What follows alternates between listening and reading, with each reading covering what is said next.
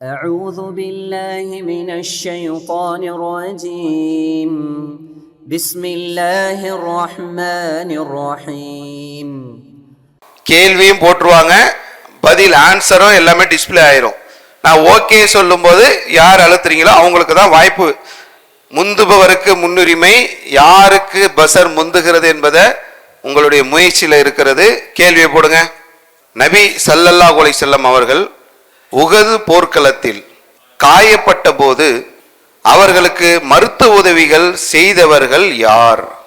ஏ ஃபாத்திமா ரலியல்லாஹு அன்ஹா, ஜைனப் ரலியல்லாஹு அன்ஹா. பி ஃபாத்திமா ரலியல்லாஹு அன்ஹா, ஹசன் ரலியல்லாஹு அன்ஹா. சி அலி ரலியல்லாஹு அன்ஹு, ஹசன் ரலியல்லாஹு அன்ஹு. டி அலி ரலியல்லாஹு அன்ஹு, ஃபாத்திமா ரலியல்லாஹு அன்ஹா.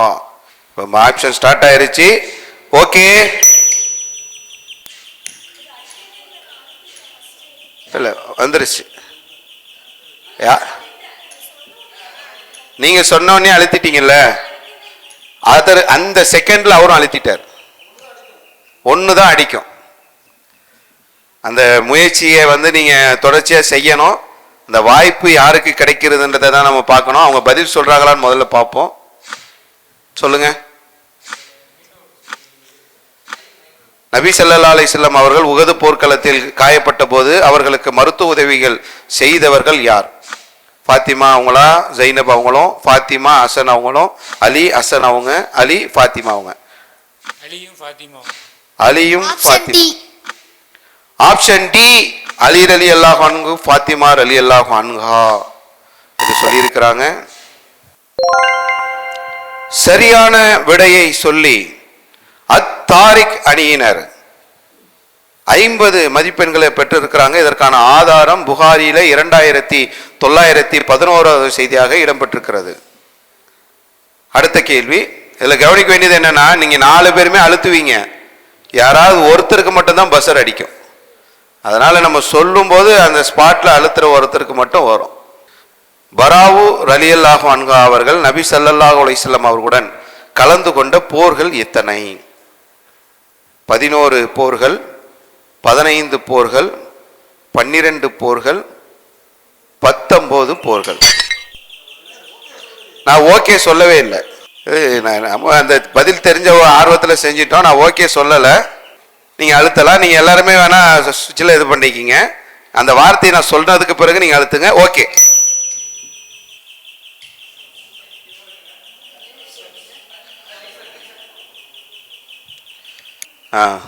அஷம்ஸ் அணியினருக்கு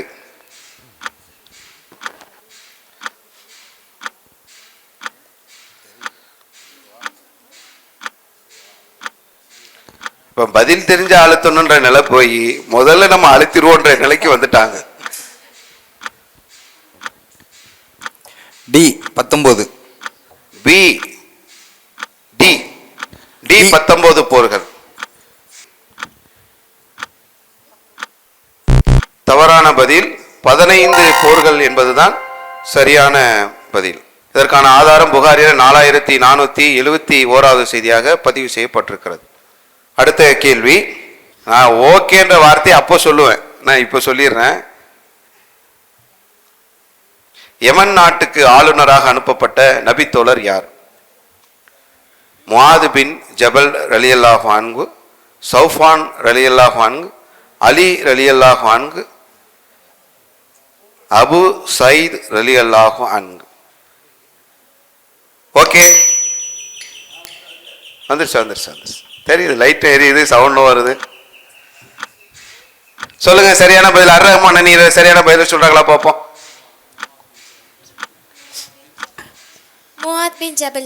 முஆத் பின் ஜபல் ரலியல்லாஹு அன்ஹு என்ற பதில அர் ரஹ்மான் அணியினர் சொல்லி இருக்கிறாங்க.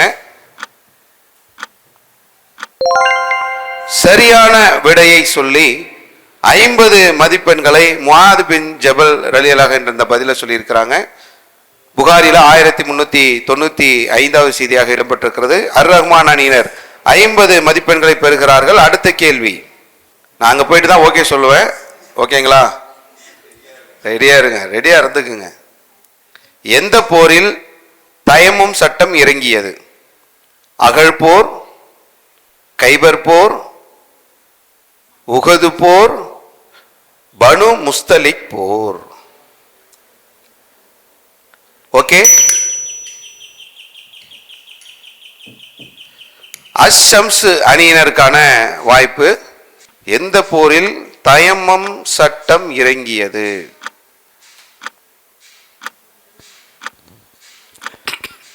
டி பனு முஸ்தலிக் போர். டி பனு முஸ்தலிக் போர். அஷம்ஸ் அணியினர் 50 மதிப்பெண்களை பெற்றிருக்கிறார்கள். 2 அணிக்கு ஒரு கடுமையான ஒரு போட்டி நடந்து கொண்டிருக்கக்கூடிய சூழ்நிலையில 50 மதிப்பெண்களை அவர்களும் பெற்றிருக்கிறார்கள். விறுவிறுப்பாக சென்று கொண்டிருக்கக்கூடிய இஸ்லாமிய இனிய குடும்பத்துடைய 10வது சுற்று இப்பொழுது ஆரம்பமாக இருக்கிறது. ஆலிம்கள் இருப்பீர்கள், ஆலிமாக்கள் இருப்பீர்கள், பயான் செய்யக்கூடியவங்கலாம் இருப்பீங்க. எந்த தலைப்பு கொடுத்தாலும் நாங்கள் அரை மணி நேரம் 1 மணி நேரம் பேசுவோம் அப்படின்ற மாதிரி உள்ள உங்களுக்கு ஒரு தலைப்பை கொடுத்து 2 நிமிஷத்துல அந்த கருத்தை சொல்லணுன்றது தான் இங்கே உள்ள போட்டி. எப்படி சொல்ல போறீங்கன்றதை பார்ப்போம். 4 பேரை வாங்க, ஒவ்வொரு அணியா வாங்க, வந்து முதல்ல உங்களுடைய தலைப்பை தேர்ந்தெடுத்துக்குங்க. வாங்க வாங்க, ஒரு தலைப்பை எடுங்க. வாங்க எடுங்கண்ணே, வாங்க எடுங்க, உங்களுக்கான ஒரு தலைப்பு எடுங்க.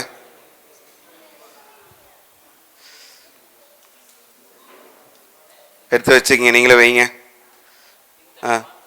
ஆமாம், கண்டிப்பாக மார்க் உண்டு, மதிப்பெண்கள் உண்டு. மதிப்பெண்களை கம்ப்யூட்டர் டீம் தான் போட போகிறாங்க. இப்போ 4 பேர் 4 தலைப்பு எடுத்துட்டீங்க. இஸ்லாமிய இனிய குடும்பம் நிகழ்ச்சியினுடைய இறுதி சுற்றுக்கு வந்து விட்டோம். யார் முதல் பரிசை வெல்ல இருக்கிறார்கள் என்பதை எதிர்பார்த்து கொண்டிருக்கக்கூடிய உங்களுக்கு மார்க்கம் சொல் மதிப்பெண் வெல் என்ற இந்த தலைப்புல உங்களுக்கு அனைவருக்கும் 2 நிமிஷம் டைம் தருவோம். 2 நிமிடத்திற்குள் சுருக்கமாக அந்த தலைப்பில் உள்ள முக்கியமான விஷயங்களை தொகுத்து சொல்லணும். வாங்க, யார் வர்றது முதல்ல? அஷம்ஸ் வாங்க, அங்கிருந்தே பேசலாம், மைக்கில் பேசுங்க. ஆண்கள், பெண்கள், குழந்தைகள் யார் வேண்டுமானாலும் பேசலாம். ஆரம்பிக்கலாம். 2 நிமிடம். Count down start. அஸ்ஸலாமு அலைக்கும் வரஹ்மத்துல்லாஹி பரக்காத்துஹு. ரப்பி ஸித்னி இல்மா.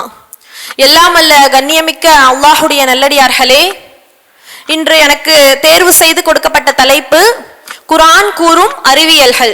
அல்ஹம்துலில்லாஹ்.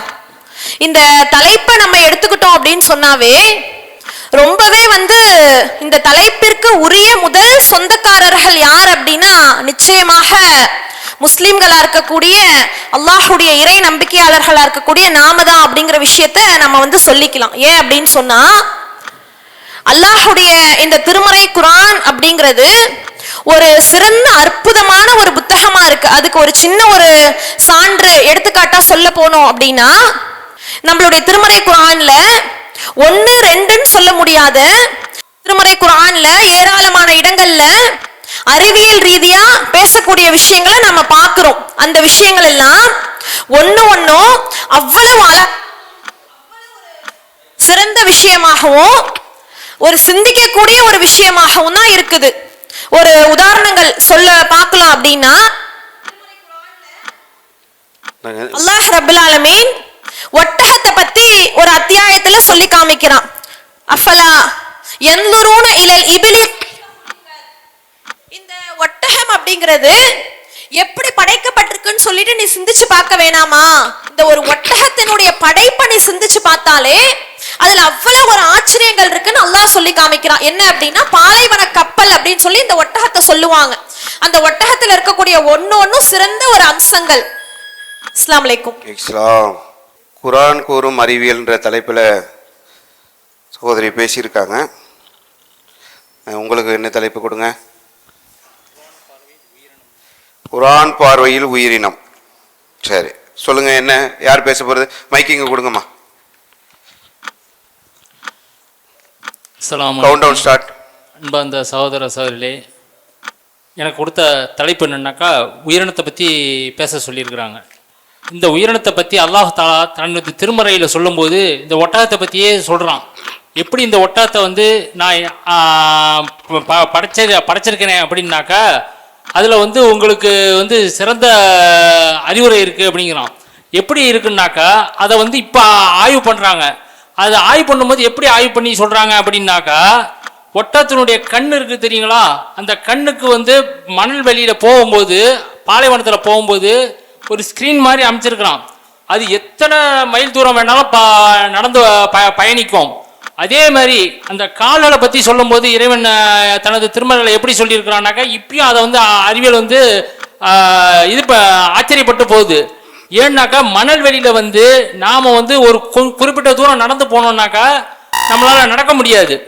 எப்படி அதே வந்து அது நீண்ட தூரம் பயணிக்கும். எப்படி பயணிக்கும் அப்படின்னாக்கா, உங்களுக்கு வந்து அந்த காலினுடைய அமைப்பை இறைவன் எப்படி படைச்சிருக்கான் அப்படின்னாக்கா, அதை ஸ்ப்ரிங் மாதிரி அமைச்சிருக்கிறான். அதனால அதுக்கு வந்து உங்களுக்கு அந்த கால் வந்து மண்ணில் பதியாது.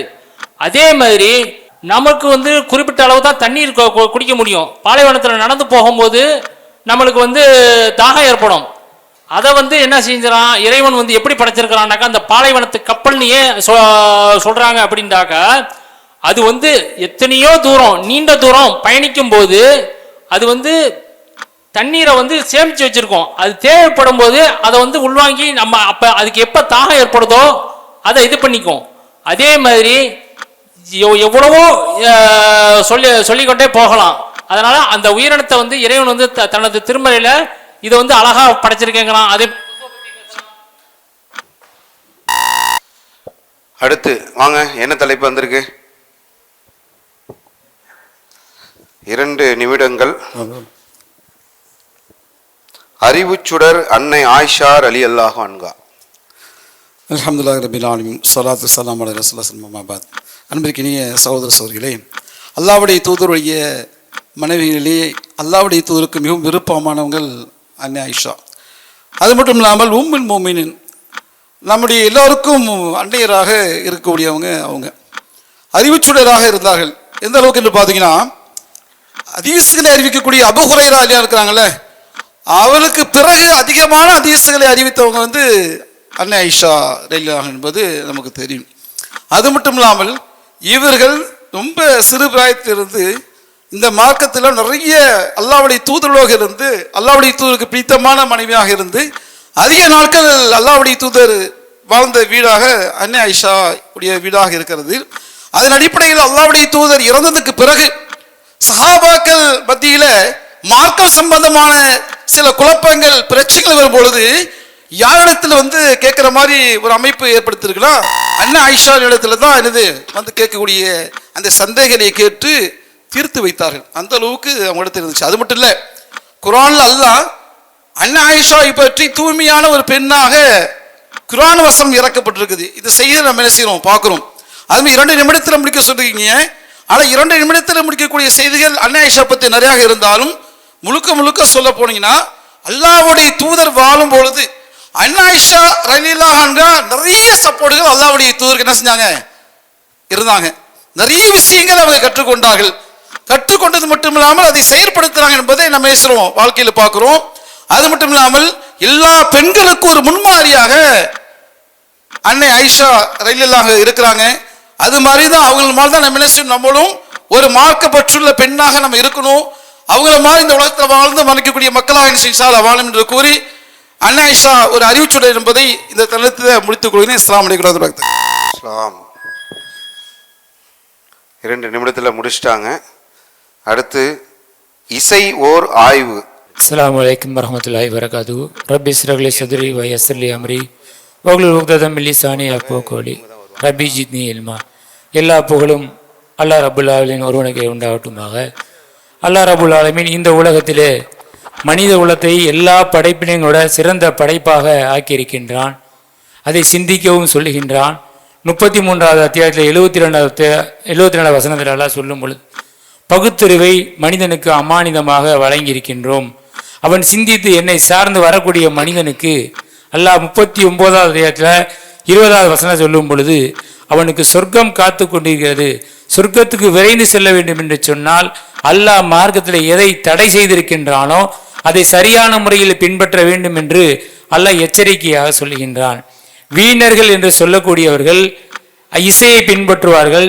சைத்தான் அவர்களை வழிகெடுப்பான். அதன் காரணமாக அவர்கள் நரகத்தின் அடித்தட்டில் சென்று விடுவார்கள். சொர்க்கத்துக்கு உரியவர்கள் இசையை வெறுப்பார்கள். அவர்கள் இசையை கேட்கக்கூடிய நேரத்திலே அல்லாஹ்வுடைய சிந்தனை அவருடைய உள்ளத்தை விட்டு தடம்புரலை செய்தும் என்று அஞ்சுவார்கள்.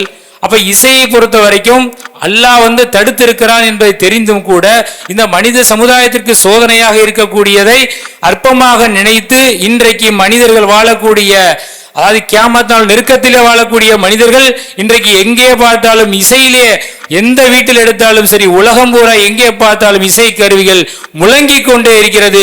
சொற்பத்திலும் சொற்பமான கூட்டவர்கள் தான் நாளைக்கு சொர்க்கத்திற்கு செல்வார்கள் என்று அல்லாஹ்வுடைய சொன்னதை நினைவுபடுத்துகின்றேன். நான் அதிகமான மக்களை தான் அல்லாஹ் நரகத்திற்கு தயார்படுத்தியிருக்கிறான். காரணம் என்ன? அல்லாஹ்வுடைய சிந்தனை மழுங்க செய்யக்கூடிய இசைக்கருவியை நாம் ஆய்வு செய்ய வேண்டும். நம்முடைய சிந்தனையை சரியான முறையை செயல்படுத்தி சொர்க்கத்துக்குரிய மக்களாக வாழ வேண்டும் என்று சொல்லி என்னுடைய உரையை நிறைவு செய்கின்றேன். வாஹர் தாவானா அல்ஹம்துலில்லாஹி ரப்பில் ஆலமீன். அனைத்து குழுவினரும் கொடுக்கப்பட்ட தலைப்பிலே நின்று அருமையாக உரை நிகழ்த்தி இருக்கின்றார்கள். ஒரு கடுமையான ஒரு போட்டி என்றுதான் இந்த ஒரு போட்டியை நம்ம சொல்ல வேண்டி இருக்கிறது. இந்த 10 சுற்றுகளிலும் அனைத்து குழுவினரும் தங்களுடைய பங்களிப்பை முழுமையாக செய்திருக்கின்றார்கள். நல்ல ஒரு மதிப்பெண் எடுக்கக்கூடிய அளவிற்கான ஒரு போட்டியாக இது அமைந்திருக்கிறது. இதுல இப்பொழுது இந்த பயான் நிகழ்ச்சியில அஷம்ஸ் அணியினருக்கு 80 புள்ளிகள் வழங்கப்படுகிறது. தக்வீர் அணியினருக்கு 70 புள்ளிகள் வழங்கப்படுகிறது. ரஹ்மான் அணியினருக்கு 80 புள்ளிகள் வழங்கப்படுகிறது. தாரிக் அணியினருக்கு 70 புள்ளிகள் வழங்கப்படுகிறது. மதிப்பெண் அடிப்படையில் இப்பொழுது பரிசு வழங்கப்பட இருக்கிறது இன்ஷா அல்லாஹ். எல்லாமே கொஞ்சம் கொஞ்சம் பார்டர்ல தான் ஒரு போட்டியெல்லாம் நடந்துட்டு இருந்துச்சு. இப்படி இருக்கிற இந்த சூழ்நிலையில தக்வீர் அணியினர் 4வது இடத்தை பெற்றிருக்கிறார்கள், 470 மதிப்பெண்கள். தாரிக் அணியினர் 3வது இடத்தை பெற்றிருக்கிறார்கள், 570 மதிப்பெண்கள். ரஹ்மான் அணியினர் 2வது இடத்தை பிடித்திருக்கிறார்கள், 620 மதிப்பெண்கள். அஷம்ஸ் அணியினர் முதல் இடத்தை பிடித்திருக்கிறார்கள், 630 மதிப்பெண்கள். ஒரு 10 மதிப்பெண்ல முதல் இடத்தை ரஹ்மான் அணியினர் தவற விட்டிருக்கிறாங்க. அல்லாஹ் அவர்களுக்கு அருள் புரியணும். அடுத்தடுத்த கட்டங்கள்ல இன்னும் நிறைய மார்க்கத்தை படிக்கிறது, அதை பின்பற்றுவது என்ற இந்த சூழல் வரணும் இன்ஷா அல்லாஹ். சரி வாங்க, தக்வீர் வாங்க வாங்க. உங்களுக்கான நிகழ்ச்சியில் கலந்து கொண்டதற்கான ஆறுதல் பரிசு வாங்கிங்க. அந்த போட்டோ எடுத்துக்கிறாங்க. வாங்க. தாரிக் அணியினர் வாங்க, அப்படி வந்துருங்க. புத்தகங்களும் ஒரு பரிசும் வழங்கப்படுகிறது நிகழ்ச்சியில் கலந்து கொண்டவர்களுக்கு.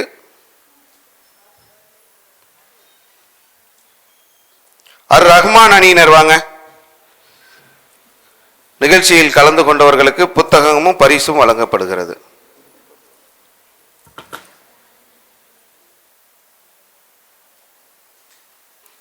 அஷம்ஸ் அணியினர் இந்த நிகழ்ச்சியில் கலந்து கொண்டு முதல் பரிசை பெறுகிறார்கள். இல்லை குழந்தைங்க வாங்கினாங்க, இதை நீங்க வாங்க முடியாதுமா, கொஞ்சம் வெயிட்டா இருக்கு.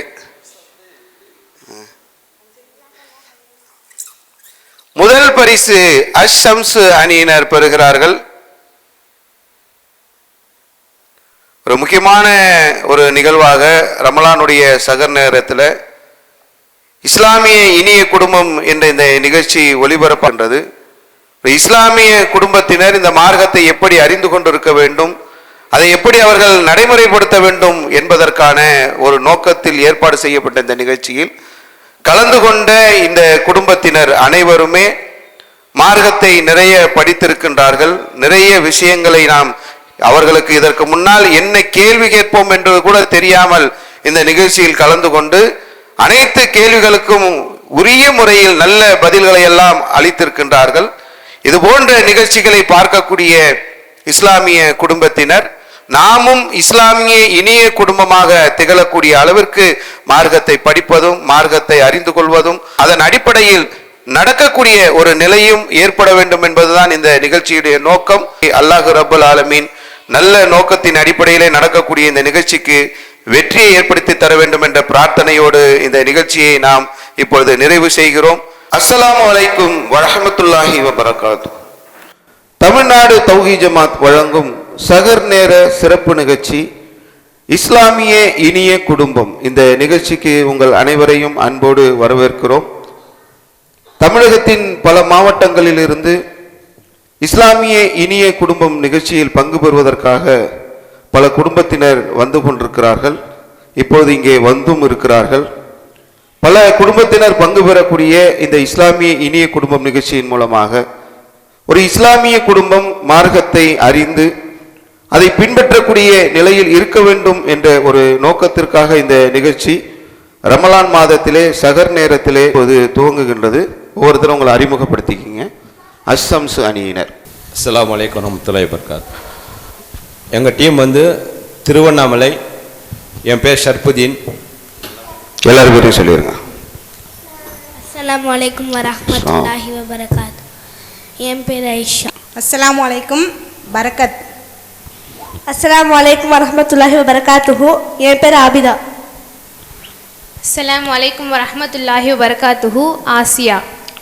அர் ரஹ்மான் அணியினர். அஸ்ஸலாமு அலைக்கும் வரஹ்மத்துல்லாஹ். திருப்பூர் மாவட்டம். என் பேர் பர்வீன் பானு.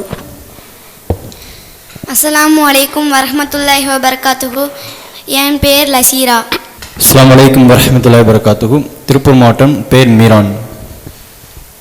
அஸ்ஸலாமு அலைக்கும். என் பேர் மிஸ்தாக். அத்தாரிக் அணியினர். அஸ்ஸலாமு அலைக்கும் வரஹ்மத்துல்லாஹி வபரகாத்துஹு. முஹம்மத் மசார். அஸ்ஸலாமு அலைக்கும் வரஹ்மத்துல்லாஹி வபரகாத்துஹு. நதீரா. அஸ்ஸலாமு அலைக்கும் வரஹ்மத்துல்லாஹி வபரகாத்துஹு. தஸ்லிமா. அஸ்ஸலாமு அலைக்கும். ராமநாதபுரம் தெற்கு மாவட்டம். ஃபைசல். குழந்தை பேர் அறிமுகம் பண்ணீங்களா?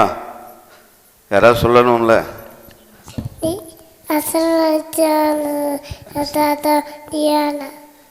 உங்க பேர் என்ன? ரியானா. சரி, ஓகே. அத்தக்வீர் அணியினர். அஸ்ஸலாமு அலைக்கும். முகமது யூசுஃப், தென் சென்னை மாவட்டம். அஸ்ஸலாமு அலைக்கும் வரஹ்மத்துல்லாஹி வபரகாத்துஹு. என் பெயர் முகமது மர்சூக். அஸ்ஸலாமு அலைக்கும் வரஹ்மத்துல்லாஹி வபரகாத்துஹு. என் பெயர் எம் இப்ராஹிம். அஸ்ஸலாமு அலைக்கும் வரஹ்மத்துல்லாஹி வபரகாத்துஹு. ஹதீஜா, தென்சென்னை மாவட்டம். இது முதல் சுற்று இப்பொழுது ஆரம்பமாகிறது. ஒன்றை சொல் பரிசை வெல்.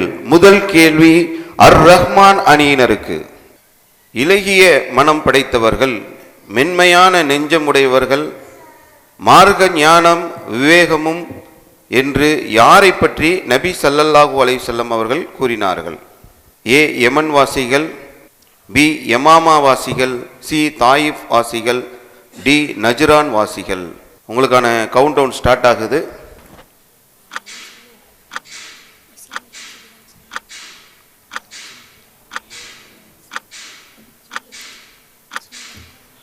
ஏ யமன் வாசிகள். ஏ யமன் வாசிகள் என்ற பதிலை சொல்லியிருக்கின்றார்கள். அது சரியான பதில்தானா என்பதை நம்ம பார்க்க வேண்டியிருக்கிறது. சரியான பதிலாக இல்லைன்னு சொன்னால் அது பக்கத்து டீமுக்கு போகிறதுக்கான வாய்ப்பும் இருக்குது. ஓகே தானா? கரெக்டாக சொல்லியிருப்பீங்கன்னு நினைக்கிறீங்களா, இல்லை கெஸ் பண்ணி சொல்கிறீங்களா? கரெக்டாக தான் சொல்லியிருக்கீங்க. சரி, கம்ப்யூட்டர் ஜி, யமன் வாசிகள் என்பது சரியான பதில். அர் ரஹ்மான் அணியினருக்கு 50 புள்ளிகள் வழங்கப்படுகிறது.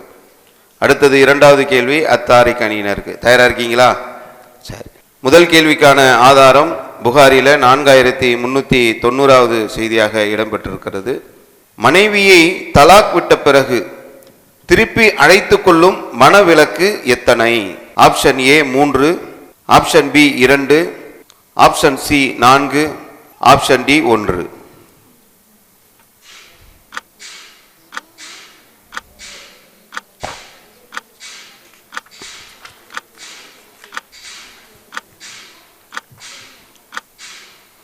Option B 2.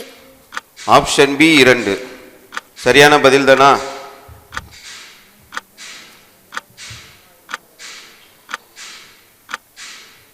Computer lock பண்ணிடுவோமா?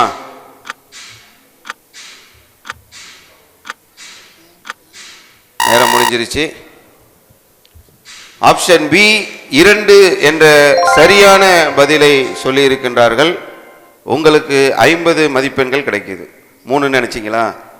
முத்தலாக்குன்றதுனால அழைத்து திரும்ப அழைக்கிறது 2 முறை தான். அடுத்து அத்தக்வீர் அணியினருக்கு. இதற்கான ஆதாரம் 2வது அத்தியாயம் 229வது வசனத்தில் இடம்பெற்றிருக்கிறது. ஹஜ்ஜத்துல் வதா என்பதின் பொருள் என்ன? தயாரா இருக்கீங்களா? ஆப்ஷன் ஏ ஹஜ், ஆப்ஷன் பி விடை பெறும் ஹஜ், ஆப்ஷன் சி அறிவுரை கூறும் ஹஜ். ஆப்ஷன் டி முதல் ஹஜ். கவுண்ட் டவுன் ஸ்டார்ட் ஆயிருச்சு. உங்களுக்கு 30 வினாடிகள் இருக்கிறது.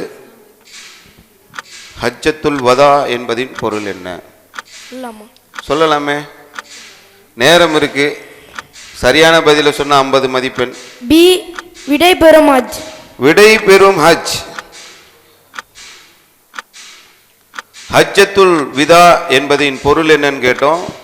விடை பெறும் ஹஜ்னு சொல்லியிருக்கிறீங்க. சரியான பதிலாக இருந்தால் 50 மதிப்பெண், தவறான பதிலாக இருந்தால் பக்கத்து டீமுக்கு போயிடும். பரவாயில்லையா? நேரம் முடிஞ்சிருச்சு. விடை பெறும் ஹஜ் என்று சரியான பதிலை சொல்லி 50 மதிப்பெண்களை அத்தக்வீர் அணியினர் பெற்றிருக்கிறார்கள். அடுத்த கேள்வி அஷம்ஸ் அணியினருக்கு. போய் தயாரா இருக்கீங்களா? என்ன கேள்வி வரும் தெரியலையே, எதிர்பார்ப்போட தான் இருக்கிறோம், பார்ப்போம் இன்ஷா அல்லாஹ். விடைபெறும் ஹஜ் என்பதற்கான ஆதாரம் புகாரில 4402வது செய்தியாக பதிவு செய்யப்பட்டிருக்கிறது. மறுமை நாளில் மக்களில் நீண்ட கழுத்து உடையவர் யார்? ஆப்ஷன் ஏ தொழுகை நடத்துபவர், ஆப்ஷன் பி பாங்கு சொல்பவர், ஆப்ஷன் சி இகாமத் சொல்பவர், ஆப்ஷன் டி பள்ளிவாசலை பராமரிப்பவர். இதில் யாருக்கு மறுமை நாளில் நீண்ட கழுத்து இருக்கும் என்ற பதிலை சொல்ல வேண்டும். தொழுகையை நடத்துபவர், பாங்கு சொல்பவர், இகாமத் சொல்பவர், பள்ளிவாசலை பராமரிப்பவர். பாங்கு சொல்பவர் தானா? கன்ஃபார்மா? கான்ஃபிடென்ட்டா? உறுதியாக இருக்கீங்களா? அப்புறம் மார்க் போயிடும். பரவாயில்லையா? கம்ப்யூட்டர் ஜி சரியான பதிலை சொல்லி 50 மதிப்பெண்களை அஸ்ஸம்ஸ் அணியினர் பெறுகிறார்கள். முதல் சுற்று மிக விறுவிறுப்பாக சென்று கொண்டிருக்கக்கூடிய இந்த சூழலில் 4 குடும்பத்தினரும் தங்களுடைய கேள்விகளுக்கு வந்த பதிலை சரியான முறையில் சொல்லி அனைவருமே 50 மதிப்பெண்களை பெற்றிருக்கிறார்கள். ரொம்ப ஒரு டஃப்பாக ஆரம்பத்திலே ஆரம்பிச்சிருக்கிறோம். இதில் யார் இறுதி வரைக்கும் சரியான பதிலை சொல்ல போகிறோம், யார் முதல் பரிசை வெல்ல போகிறோம் என்பதுதான் இப்போ நம்ம முன்னாடி இருக்கக்கூடிய பெரிய கேள்வி. பார்ப்போம் இன்ஷா அல்லாஹ். மறுமை நாளில் மக்களிலே நீண்ட கழுத்து உடையவர் தொழுகை அறிவிப்பாளர்கள் காணப்படுவார்கள் என்று நபி ஸல்லல்லாஹு அலைஹி வஸல்லம் கூறினார்கள். முஸ்லிம்ல 631வது செய்தியாக இது இடம்பெற்றிருக்கிறது. அல்லாஹு அக்பர், அல்லாஹு அக்பர்.